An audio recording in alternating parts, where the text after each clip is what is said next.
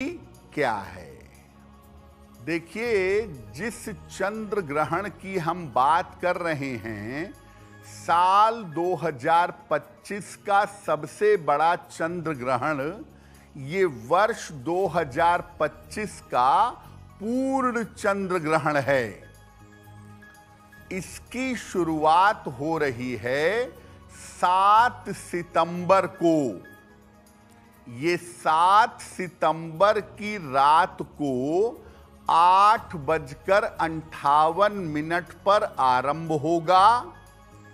पूरी तरह से ये ग्रहण कंप्लीट होगा, संपूर्ण होगा 7 सितंबर की रात को 11:41 पर। और 12 बजे के बाद जब 8 तारीख लग जाएगी तो 8 सितंबर को प्रातः काल 2:25 पर समाप्त होगा। यानी शुरुआत होगी 7 सितंबर की रात को 8:58 पर और इसका समापन होगा 8 सितंबर को अर्ली मॉर्निंग 2:25 पर।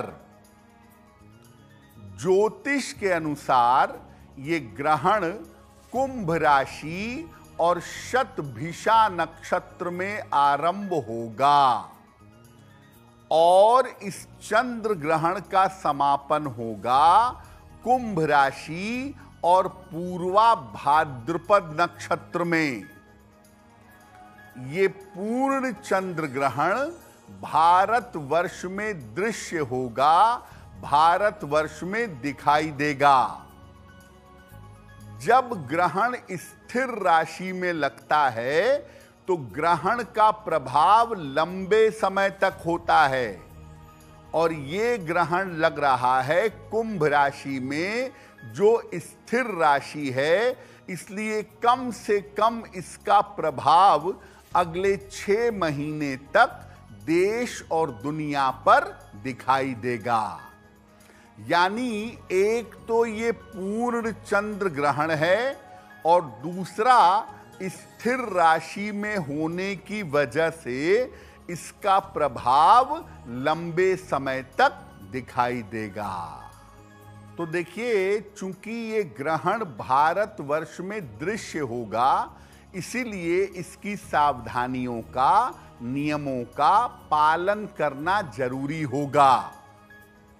अब चूंकि ये ग्रहण भारतवर्ष में दृश्य है, भारतवर्ष में स्पष्टतः दिखाई देगा, इसीलिए इसमें सूतक के सारे नियम लागू होंगे। सूतक के नियम क्या होते हैं? जब सूतक लगता है तो मंदिरों के पट बंद हो जाते हैं, सूतक में खाना पीना मना होता है, सूतक में बेवजह सोना मना होता है, सूतक में अन्न का सेवन नहीं करते हैं, भगवान का स्मरण करते हैं, ऐसा कहा जाता है। तो चूंकि 7 सितंबर को ग्रहण है, चंद्र ग्रहण है, तो सूतक का आरंभ 7 सितंबर को दोपहर 12:18 पर हो जाएगा और इसका समापन कब होगा? रात में 12 बजे के बाद जब 8 सितंबर आ जाएगी तो 8 सितंबर को प्रातः 1:26 पर इसका समापन हो जाएगा। यानी 7 सितंबर को दोपहर 12:18 से नियम लागू हो जाएंगे और 8 सितंबर को सुबह सुबह जब 1:26 हो जाएगा तब सूतक के सारे नियम बंद हो जाएंगे। तो सूतक के जो बहुत सारे नियम हैं, उसमें नियम यही है कि जिन देवी देवताओं की प्राण प्रतिष्ठा होती है, उनकी पूजा इस समय में, उन मूर्तियों की, विग्रहों की पूजा नहीं होती। आप मंत्र जप कर सकते हैं, आप ध्यान कर सकते हैं, आप भगवान का स्मरण कर सकते हैं। इसीलिए प्राण प्रतिष्ठित मंदिरों के कपाट बंद कर दिए जाते हैं। सामान्यतः ऐसा कहा जाता है कि जो सूतक काल होता है, जिस समय में ग्रहण का सूतक लगता है, उस समय आप कोई आहार ग्रहण न करें। इस समय में जिस भी ईश्वर के स्वरूप की उपासना करते हों, अपने गुरु की उपासना करते हो, उनकी उपासना करते रहिएगा। जब ग्रहण लगता है तो सबसे ज्यादा डर पैदा किया जाता है गर्भवती महिलाओं को। ग्रहण मत देखना, सोना नहीं, चाकू मत चलाना, कैंची मत चलाना, ये हो जाएगा, वो हो जाएगा। उनके मन में तमाम तरह के डर पैदा किए जाते हैं। मैं बता दूं कि गर्भवती महिलाओं पर अलग से ग्रहण कोई बुरा असर नहीं डालता है। जो गर्भवती महिलाएं हैं, उनका मन बच्चे के मन के साथ जुड़ा होता है। इसीलिए अगर गर्भवती महिला नकारात्मक सोचती है, उसके दिमाग में ये बात आ जाती है कि ग्रहण की वजह से नुकसान होगा, तब ग्रहण की वजह से नुकसान जरूर होता है। इसीलिए गर्भवती महिलाओं को इस समय में ग्रहण में नकारात्मक चिंता नहीं करनी चाहिए, भगवान का नाम लेना चाहिए और बिल्कुल तनाव नहीं पालना चाहिए। अगर आप अपने मन में कोई चिंता नहीं लाएंगी, कोई तनाव नहीं लाएंगी, तो निश्चिंत रहिए, ग्रहण का दुष्प्रभाव आपके ऊपर नहीं पड़ेगा।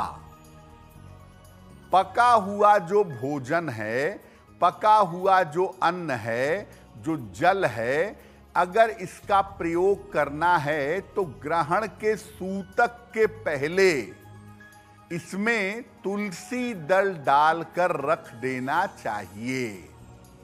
और एक बात बड़ी महत्वपूर्ण है जो आप समझिए कि ग्रहण के नियम बीमारों पर, वृद्धों पर और बच्चों पर लागू नहीं होते। अगर कोई बीमार है, स्वाभाविक बात है दवाई खाएगा। दवाई खाने के लिए हो सकता है कुछ खाना भी खाना पड़े। बच्चे हैं, आप उनको कंट्रोल नहीं कर सकते, तो इसीलिए भोजन में और जल में तुलसी दल डाल देना चाहिए। और फिर अगर कोई बीमार है, वृद्ध है, बच्चा है, तो वो अगर भोजन का सेवन करे या जल का सेवन करे तो उसे किसी तरह का नुकसान ना हो। देखिए, ये चंद्र ग्रहण बड़ा विशेष है। अगर आप दुनिया का हाल इस समय देखें तो दुनिया भर में बड़ी अस्थिरता है, और इसी अस्थिरता के समय में ये पूर्ण चंद्र ग्रहण बड़ा गड़बड़ असर डाल सकता है। इस चंद्र ग्रहण से बड़े भारी परिवर्तन आने वाले समय में हो सकते हैं। तो इस चंद्र ग्रहण का दुनिया पर कैसा प्रभाव पड़ेगा, पहले वो समझते हैं। देखिए, पश्चिमी जो देश हैं भारत के, और जो मध्य एशिया है, मिडिल एशिया का जो इलाका है, वहां पर समस्याएं बढ़ सकती हैं। कैसी समस्याएं? बेवजह के विवाद, बेवजह के झगड़े, लड़ाइयां, ये सब एक्टिव हो सकते हैं। पाकिस्तान में भी थोड़ी अशांति रह सकती है।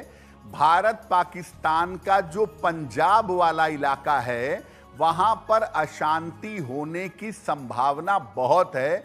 वहां पर डिस्टरबेंस दिखाई दे रही है।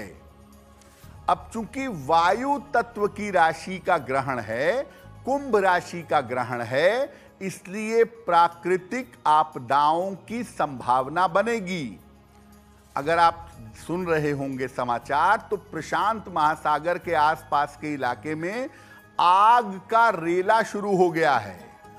यानी प्राकृतिक आपदाओं की संभावना शुरू हो चुकी है, और प्राकृतिक आपदाएं अगले 4-6 महीने तक भयंकर तांडव दिखा सकती हैं।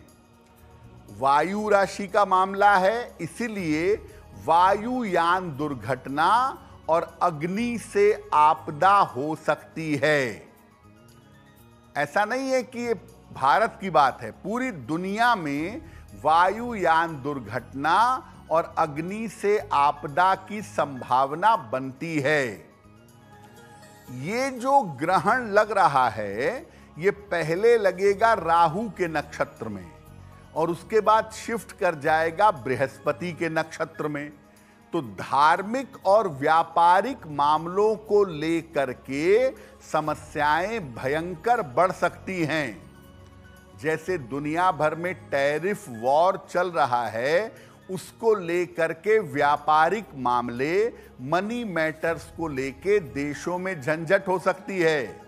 और धार्मिक मामलों को लेकर भी दुनिया भर में इस समय अशांति दिख सकती है। अगले 6 महीने तक दुनिया भर में इकोनॉमिक वार और बेवजह के धार्मिक उपद्रव बढ़ सकते हैं। तो चंद्र ग्रहण जो है ये दुनिया में अस्थिरता तो दिखाई रहा है।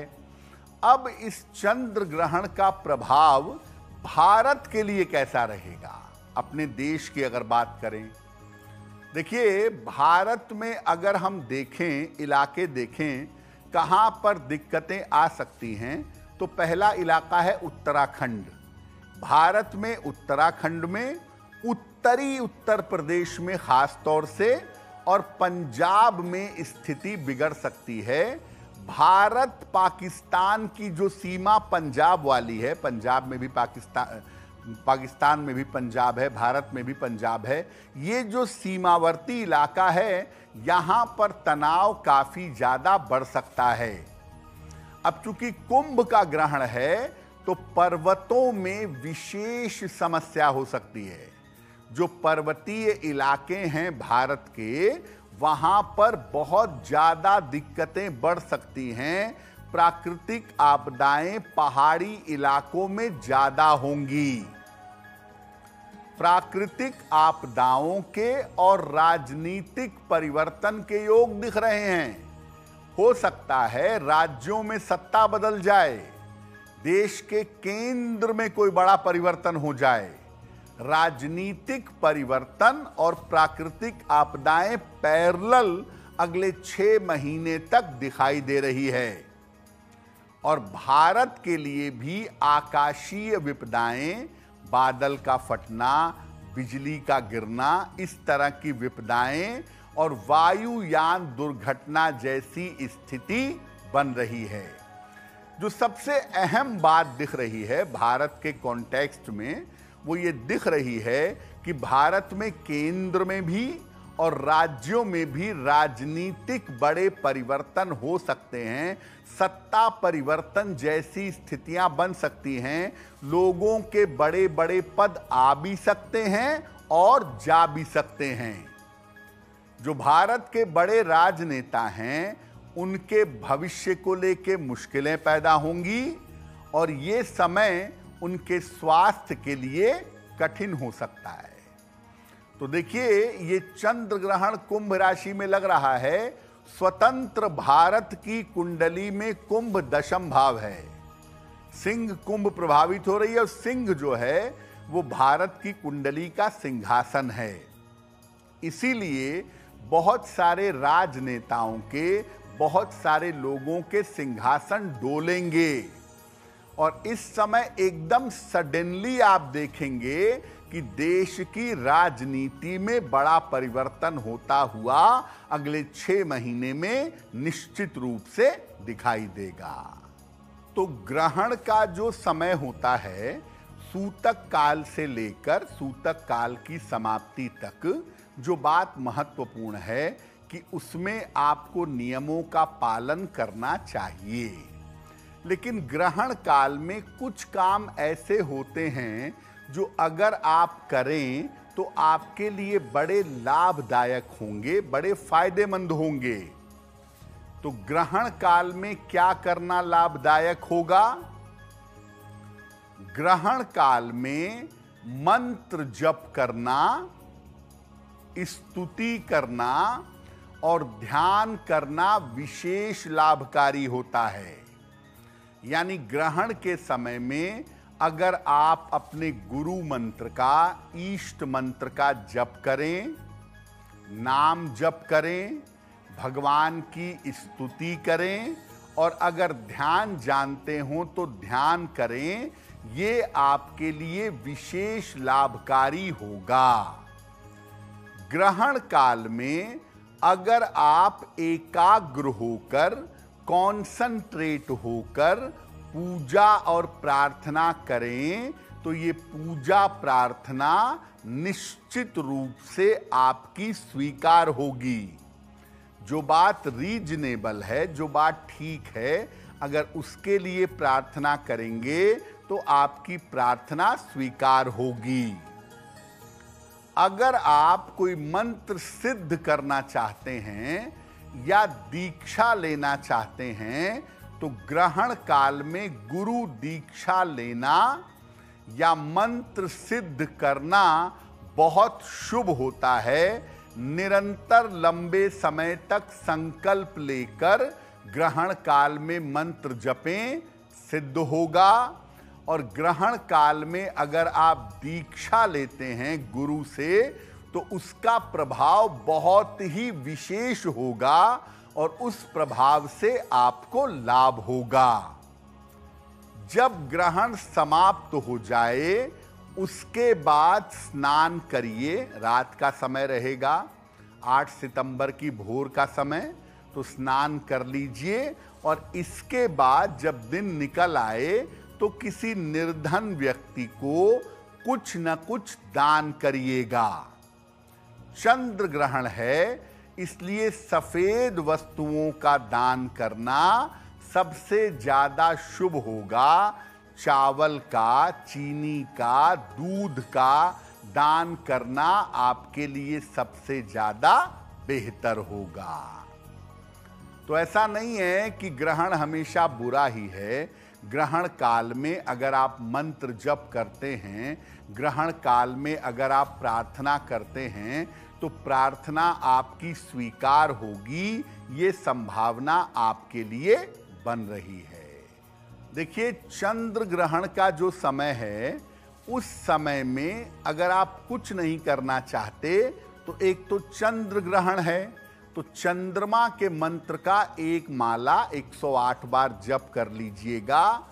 ओम श्रांग श्रीं श्रौं सह चंद्रमसे नमः या ओम सोम सोमाय नमः, इन दोनों में से किसी भी एक मंत्र का एक माला तो कम से कम जप ग्रहण के समय में करिएगा।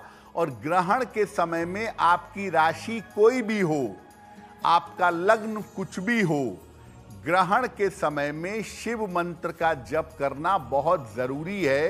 तो नमः शिवाय का आप कम से कम 108 बार जप करिएगा और भगवान शिव से कृपा की प्रार्थना करिएगा। चंद्रमा की शक्ति भगवान शिव हैं, इसलिए जब आप शिव जी के मंत्र जपेंगे ग्रहण काल में और शिव जी से प्रार्थना करेंगे तो चंद्र ग्रहण का जरा भी दुष्प्रभाव आपके ऊपर नहीं पड़ेगा। तो आपने ये समझ लिया कि भाई देश दुनिया पर, अपने देश पर ग्रहण का क्या प्रभाव पड़ेगा। अब आपको ये जानना होगा कि अलग अलग राशियों पर अगले कम से कम 3 से 6 महीने तक ग्रहण का प्रभाव जीवन पर कैसा पड़ेगा। तो हम अलग अलग राशियों की बात करते हैं। सबसे पहले बात करते हैं मेष राशि की।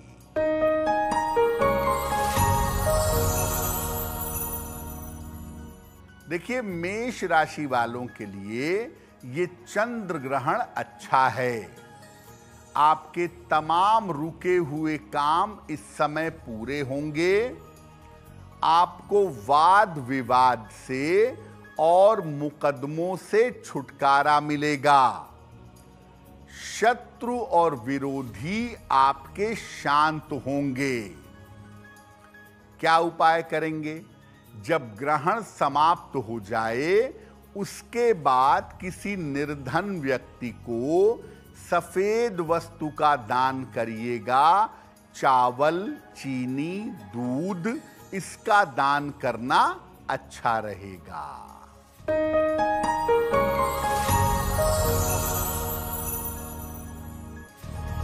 देखिए, चंद्र ग्रहण का प्रभाव आपके लिए भी अच्छा है और आपके जीवन की तमाम बाधाएं इस समय दूर होंगी। आपके करियर में इस समय लाभकारी परिवर्तन होगा। करियर में आप आगे बढ़ेंगे और धन संपत्ति की तमाम समस्याएं आपकी हल होंगी। क्या उपाय करेंगे? ग्रहण के बाद वृषभ राशि के लोग सफेद मिठाई का अगर दान करेंगे तो ग्रहण के परिणाम इनके लिए और भी ज्यादा शुभ होंगे।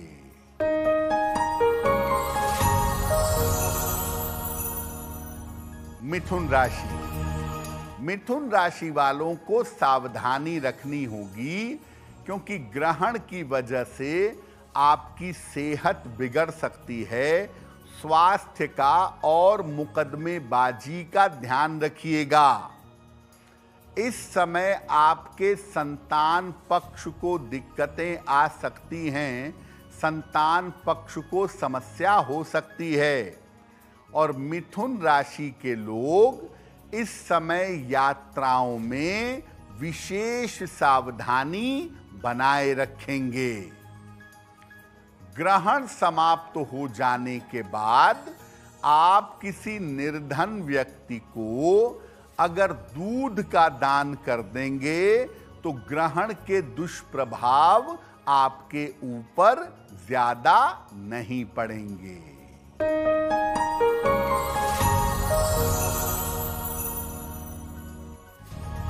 कर्क राशि। ग्रहण का प्रभाव कर्क राशि के लिए काफी नकारात्मक दिखाई दे रहा है।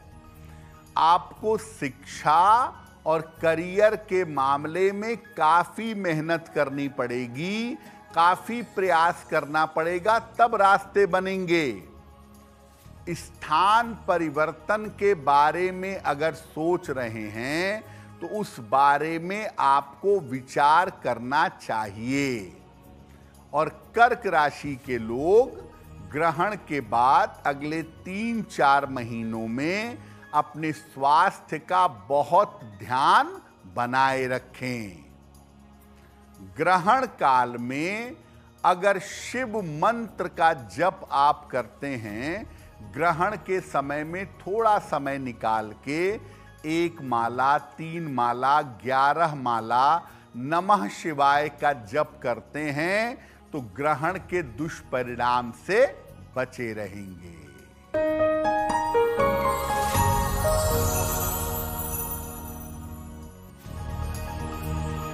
सिंह राशि। अगर ग्रहण का हाल आपके लिए समझें तो देखिए, कारोबार को लेकर, रोजगार को लेकर, काम को लेकर आपको समस्या आ सकती है। इस समय करियर का मामला आपका गड़बड़ा सकता है, वहां पर दिक्कतें दिख रही हैं। अपने वैवाहिक जीवन का बहुत ध्यान रखिए। वैवाहिक जीवन में शांति रखिए। बेवजह के विवादों से, तनाव से बचने का प्रयास करिए। और फिलहाल बड़ा इन्वेस्टमेंट मत करिएगा। अगर कहीं पर पैसा लगाने जा रहे हैं तो एकदम से एक साथ बहुत सारे पैसे मत लगाइएगा।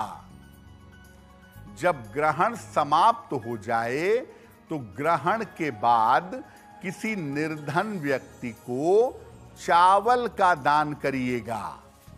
अगर आप ऐसा करते हैं तो ग्रहण का बहुत ज्यादा दुष्प्रभाव आपके ऊपर नहीं पड़ेगा।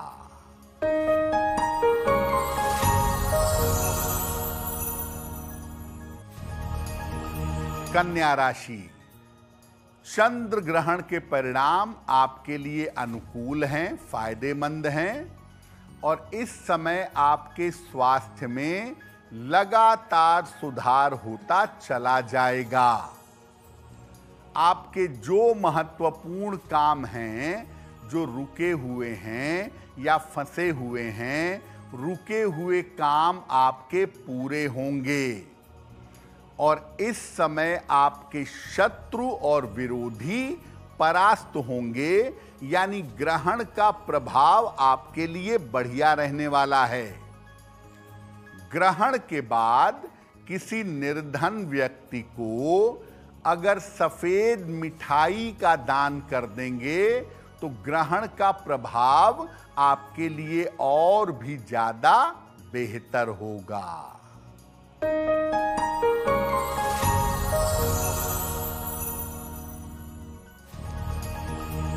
तुला राशि, करियर को लेके बहुत सतर्क रहिएगा, क्योंकि ग्रहण के कारण आपके करियर में समस्या आ सकती है। इस समय लिखा पढ़ी के काम में आपको सावधानी रखनी चाहिए, क्योंकि लिखा पढ़ी के काम में गड़बड़ी होगी तो आप फंसेंगे। प्रेम के मामलों में, रिश्तों के मामले में आपको अपयश मिल सकता है, बहुत सतर्क रहिए।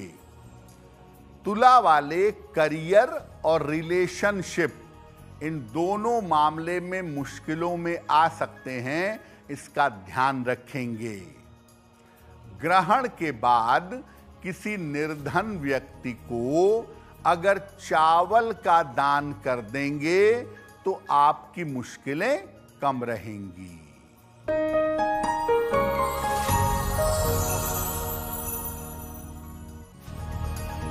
वृश्चिक राशि, ग्रहण के कारण आपके पारिवारिक जीवन में, आपकी आंखों में समस्या हो सकती है। पारिवारिक जीवन और आंखें आपको परेशान कर सकती हैं, और इस समय धन और संपत्ति का नुकसान हो सकता है। जरा भी लापरवाही करेंगे नुकसान होगा। और अगर किसी लंबी यात्रा पर जाने की योजना बना रहे हैं तो यात्रा में बहुत सावधानी रखिएगा, क्योंकि यात्रा करना इस समय में आपके लिए अनुकूल नहीं होगा। जब ग्रहण चल रहा होगा उस समय 1 माला, 3 माला, 5 माला, 11 माला शिव मंत्र का नमः शिवाय का जप करिएगा। ग्रहण के दुष्प्रभाव से बचे रहेंगे।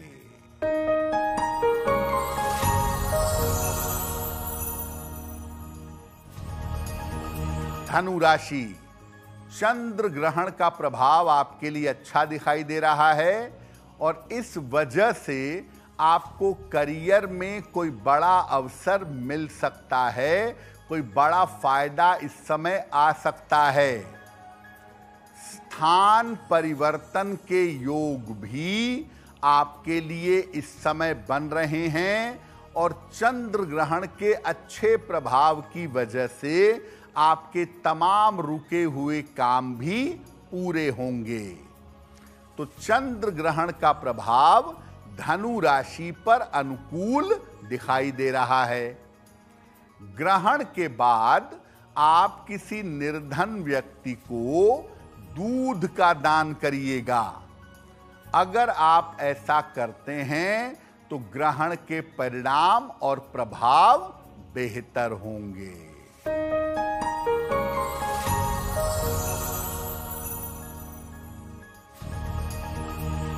मकर राशि, ग्रहण का प्रभाव आपके लिए अनुकूल नहीं है, इसलिए इस समय आपको धन का नुकसान हो सकता है। पारिवारिक जीवन में आपके समस्या आ सकती है, और अगर करियर में किसी भी तरह की लापरवाही करेंगे, करियर में किसी भी तरह की गड़बड़ी करेंगे तो बेवजह अपयश के शिकार होंगे। तो ग्रहण का प्रभाव आपके आर्थिक नुकसान पर और आपके करियर पर पड़ सकता है, इसका ध्यान रखिएगा। ग्रहण के समाप्त हो जाने पर सफेद मिठाई का दान अगर किसी निर्धन व्यक्ति को करेंगे तो आपके लिए फेवरेबल होगा।